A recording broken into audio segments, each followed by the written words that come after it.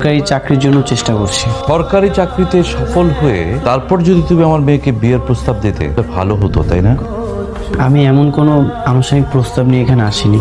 আমরা দুজনকে অনেক পছন্দ করি, সেটা বলার জন্য এসেছি। তুমি আমার মেয়েকে পছন্দ করো, বিয়ে করবে না? আপনারা যদি রাজি থাকেন অবশ্যই করবো। আমরা কি করে রাজি থাকবো বাবা? আমার একমাত্র মেয়েকে বিয়ে করতে হলে তোমাকে তো আগে তার যোগ্য হয়ে উঠতে হবে, তাই না? যোগ্যতা সবসময় জবের স্ট্যাটাস দেখে হয় না। অবশ্যই স্ট্যাটাস দিয়ে হয়। আমি আমার মেয়ের সঙ্গে এমন কারো বিয়ে দেব না যার স্ট্যাটাসের সঙ্গে আমার স্ট্যাটাস পেল। দেখো, তুমিই বলেছো তোমার বাবা একটা গার্মেন্টস এর সুপারভাইজার, তোমার স্ট্যাটাসের সঙ্গে আমাদের স্ট্যাটাস কোনোভাবেই পেল না। আঙ্কেল, আমরা দুজনকে অনেক ভালোবাসি। দেখো, আবেগ দিয়ে জীবন চলে না। আর আমরা রোজিকে সামনে নেব, তুমি আর ওর সাথে যোগাযোগ করো না। কিন্তু আমি তো কোনো আমি তো নেই, তুমি এখন যেতে পারো, না হয় আমি বাধ্য হব দারোয়ান দিয়ে তোমাকে বের করে দিতে। বাবা, এসব কোন ধরনের কথা বলছো তুমি? Shut up.